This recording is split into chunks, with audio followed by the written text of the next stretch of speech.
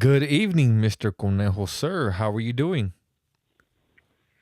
I'm doing good, Mr. Tony. How you doing? I couldn't be better, man. On this lovely Thursday, just unfortunately, I didn't get to watch the football game, man. But just right here maintaining and just enjoying the day, man. How was your day going? Well, I'm doing great, bro. Doing as best as I can. And here, unfortunately, I'm still in prison, and I'm still trying to get my word out to help our kids out there to see if they can change their lives, so they won't have to follow my path and spend the rest of their life in prison. I'm trying to open their eyes with my stories.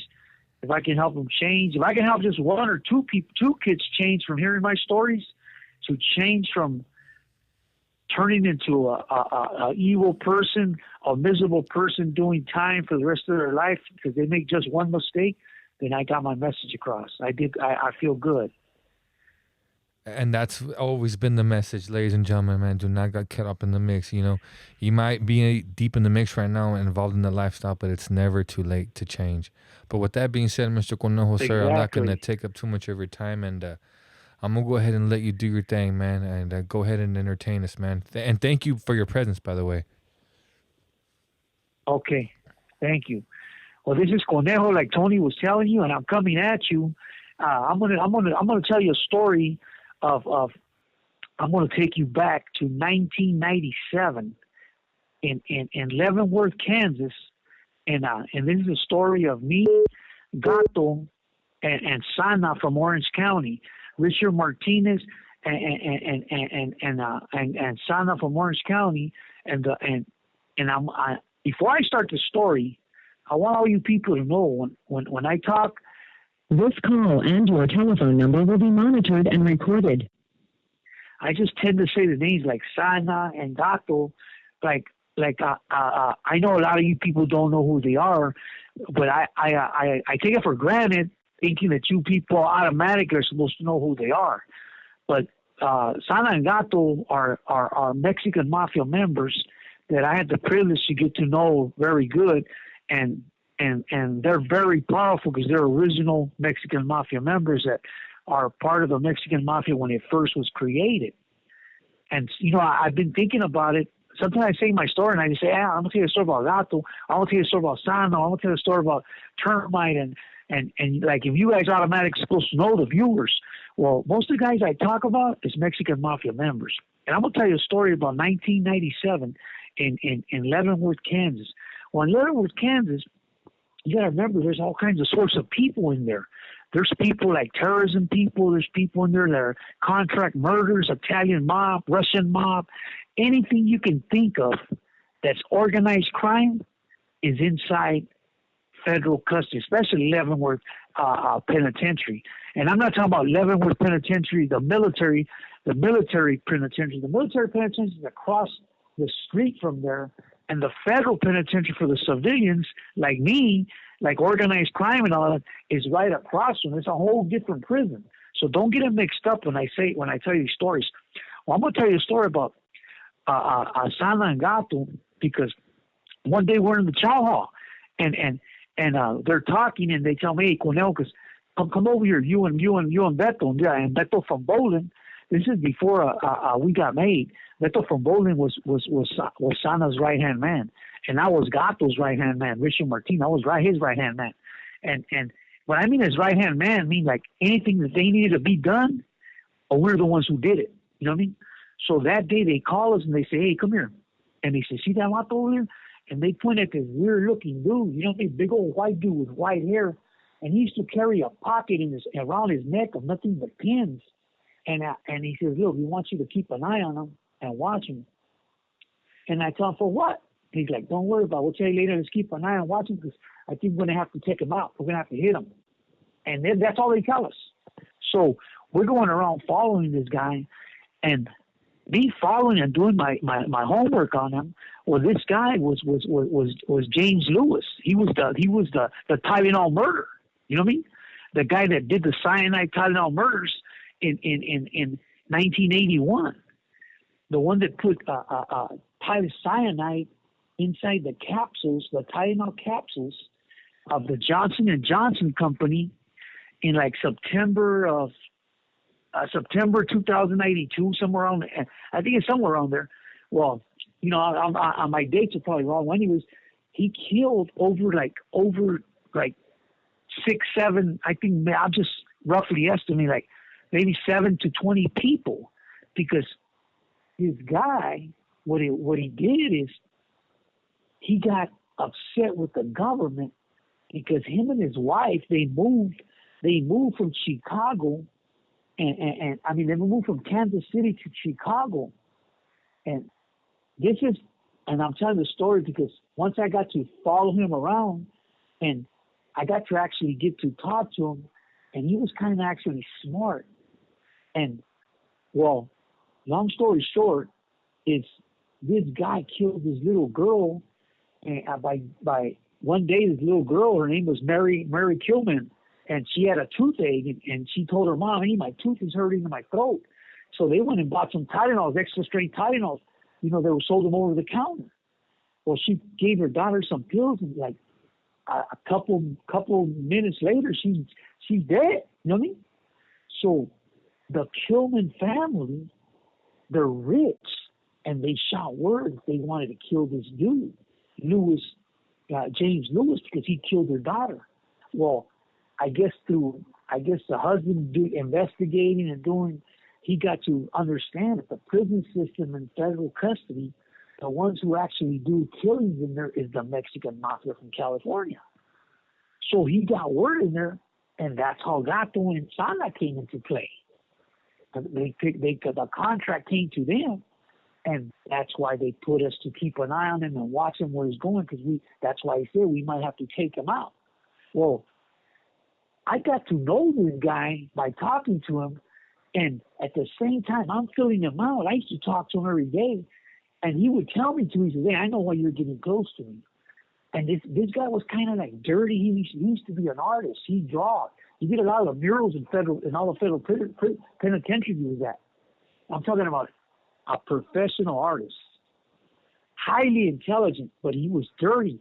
And you would think that this guy was actually like a genius.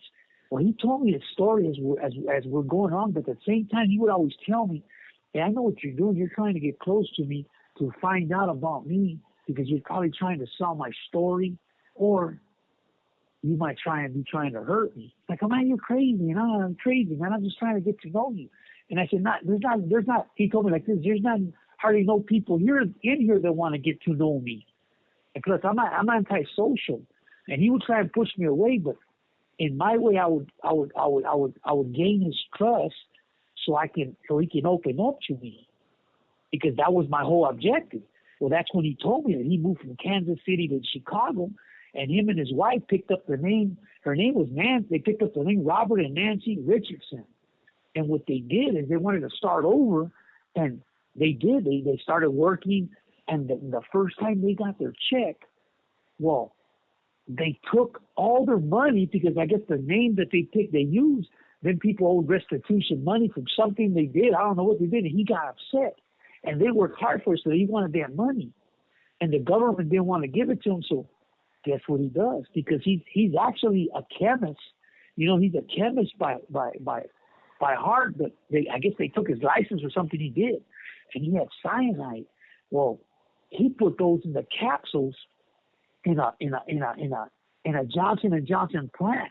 He told me he just walked up in there and put the cyanide in the capsules. And those capsules, they went all over the United States. Well, that's how he got back to the government. But once he did this, he seen that, man, I could make money off this. So what he did is he called and told the government that if you want these murders to stop, because it's easy for me to put I can do it in 10 minutes, put 20 bottles of cyanide in Tylenol bottles. And no, he didn't take that back. He didn't call the government. He actually called the Johnson & Johnson company, and he told them, if you want me to stop from using your company, your Tylenol medication, using them as putting my cyanide in and getting people killed, then I want $1 million. And he gave him a number account. Well, of course, the Johnson & Johnson called the feds. They call federal because at that time the feds were all over different. Because them bottles, they gotta remember.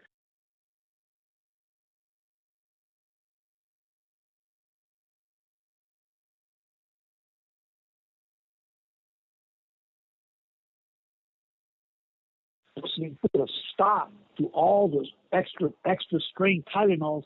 At that time, they barely started this new thing releasing extra strength Tylenols over the counter, where prescriptions didn't have to be made.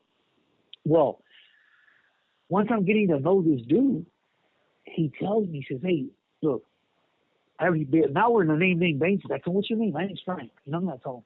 Well, he tells me, "Look, man, I know you're trying to do this. Give me what's the angle? Why are you trying to get to know me? There ain't nobody here in Leavenworth who want to get to know me. I'm all dirty. I don't even talk to people. There's got to be something." So I said, "You know what? I'm going to take a chance. I'm going to try and make some money off this." So I tell him, "You know what? I'll be honest with you, man. The reason I'm getting to talk to you, man, because you, like, from my understanding, you're the Tylenol murder." And he's like, "No, I'm not." And he told me, he says, "I'll tell you the story, but what's the reason you get?" And I said, "Look, I'm gonna be honest with you. I'm gonna tell you something. If you put me out there with my people, you know who my people are. They're the enforcers here in this prison. You know who the enforcers are. They're the Mexican Mafia. We take care of business here." No, he tells me, Don't worry, Frank. I know who you guys are. I came across you guys a couple of times, and I'm not stupid enough to cross you." And I told him, "Look, I'm gonna tell you something. Somebody put some money up to hurt you. Now, the only way it's going to be able to stop is if you give more money than what them people are offering so we can stop the hit." And he said, "Well, how much they want?" And I tell him, "Well, I don't know.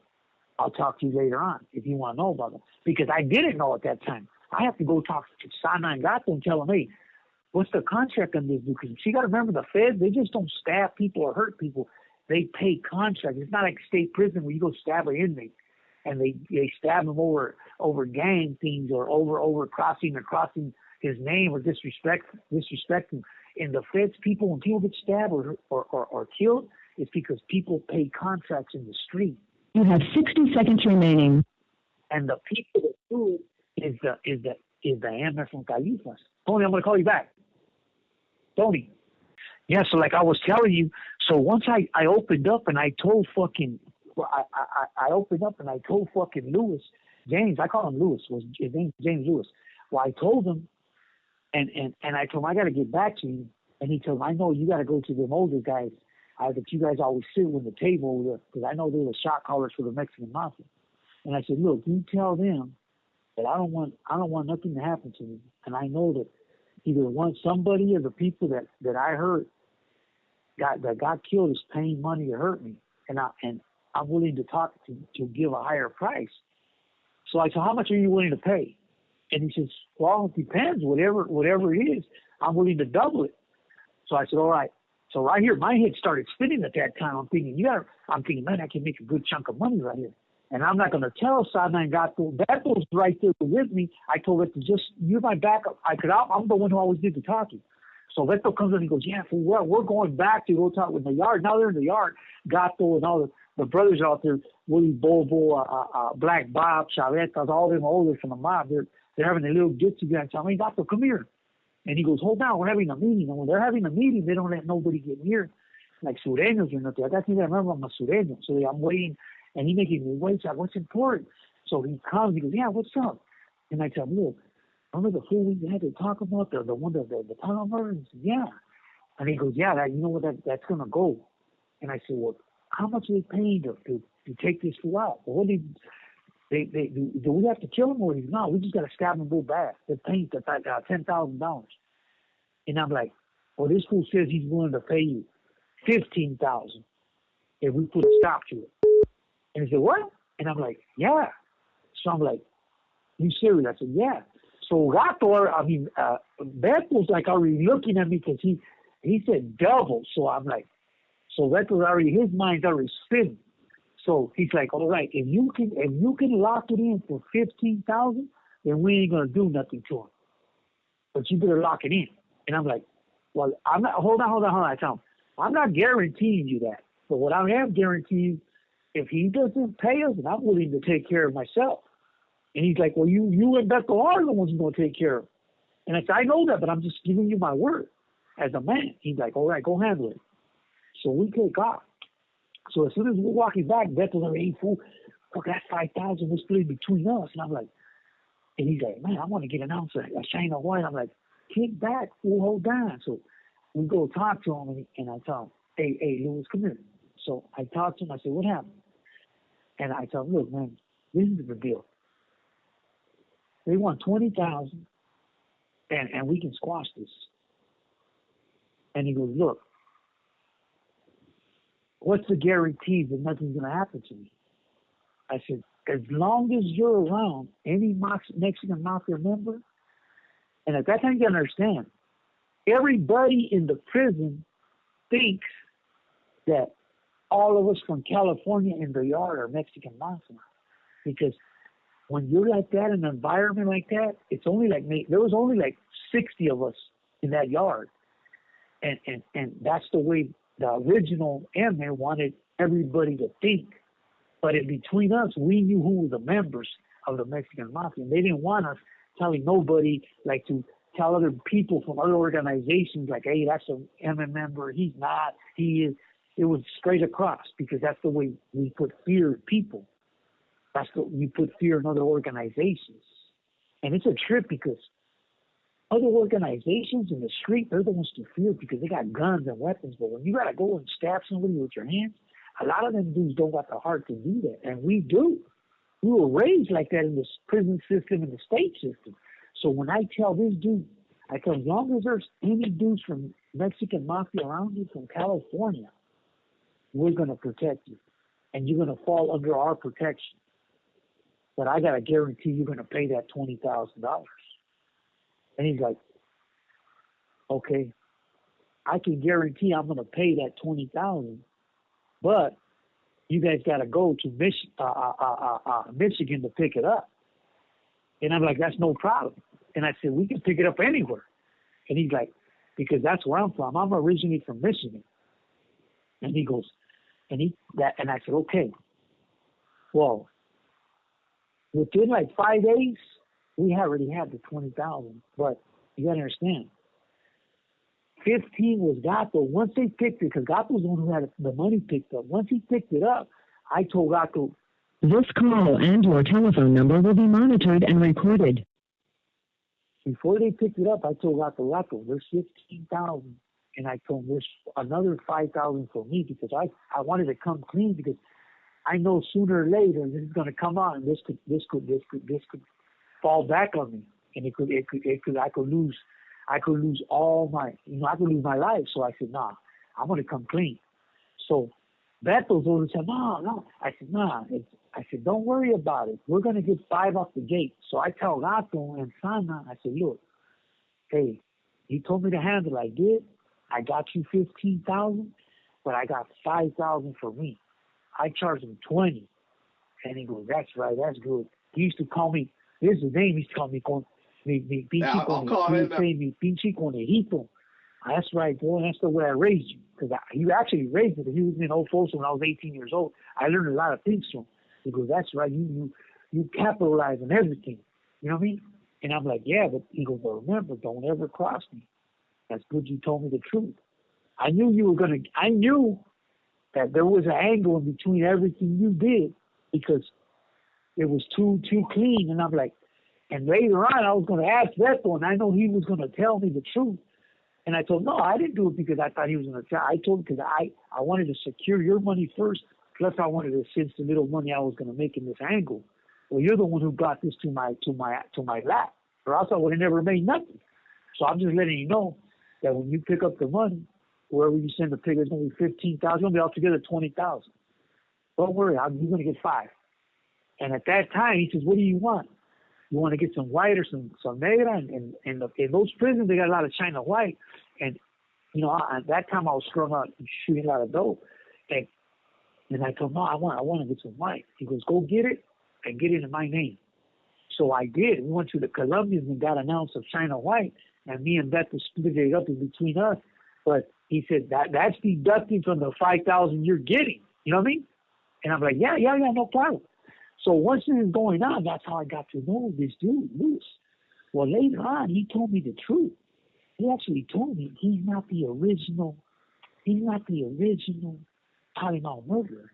The original Tylenol murderer, his name was Roger Arnold, and Roger Arnold killed this guy, another guy, for mistaken identity. One day, he's in a bar. He goes in a bar, and this guy named Sinclair. Some guy that was involved in their situation. His name was Sinclair. That's where he actually got the cyanide from.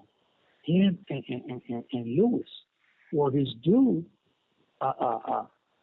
Sinclair, gave him up. He told his detective in Chicago, Jimmy. I think his name was Jimmy Gilbin. Jimmy Gilbin. He told his detective in Chicago, "Hey, this guy is the one that he's the one that I got the cyanide from. I mean, he's the one I gave the cyanide." So this dude one day sees him going in a bar, and Roger Arnold goes in the bar and stabs this dude.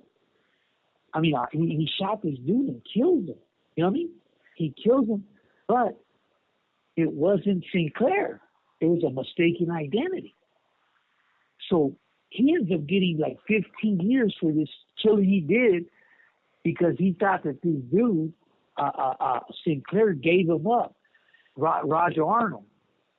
And it was a mistaken identity. In other words, so he goes up doing time, and James Lewis is caught up for being the Tylenol murderer. But once we got to know each other, this dude was actually cool. James, that was his whole get down, man. He was one of those guys that wanted to show people he was dirty, like filthy, like a pat one. You go to sell, he had all kinds of magazines, newspapers.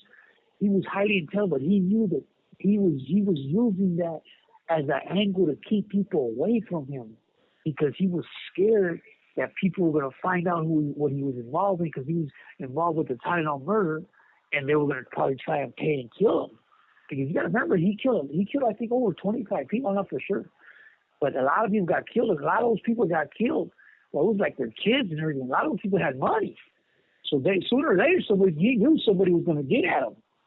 So he told me the story because now we got to know each other. We're protecting him now. And he opens up to me. Sometimes to get drunk with him, we buy wine. And, well, back then you buy a bottle of cognac. He used to buy bottles of cognac from the officers.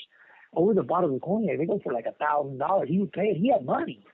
This dude got money. He got money because the Johnson & Johnson company back then, because he called them, and yeah, they gave him up with the FBI, and he told him, look, man, you're talking to the FBI, I'm going to do it again. And the Johnson & Johnson company paid him like, I think like $800,000 or something like that. I'm not for sure how much he paid him, but that's what he told me, somewhere around there, to stop, to don't do nothing with involving with the Johnson & Johnson company.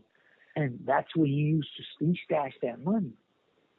And the feds didn't know about it because the feds is the reason why he was gonna keep doing it, because the Johnson & Johnson company, when they called them. Well, we used to get drunk and he would explain it. He was telling me a story about it. And guess what he did? His parole date was coming up and he was so scared to get out. You know what he did?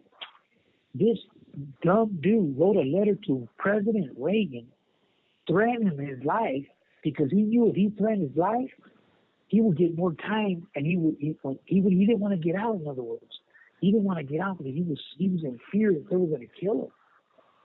And he knew that if you wrote a threatening letter, he's hiding and tell he wrote a threatening letter off the top, he's going to get like 5 years. And that's what he did.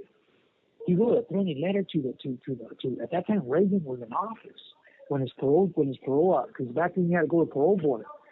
And yeah, he his release date was on 19, I think it was 1989, somewhere around there. Well, he wrote and told him, look, if you let me out, then this is what he told him. This is what I'm going to send you a lace Tylenol, where you're going to get killed, or I'm going to send a bomb to kill you. Well, shit, the feds were on him so fast. he was gone. They came and took him. I swear to God, he wasn't there in Leavenworth no more. When he did that, he was gone.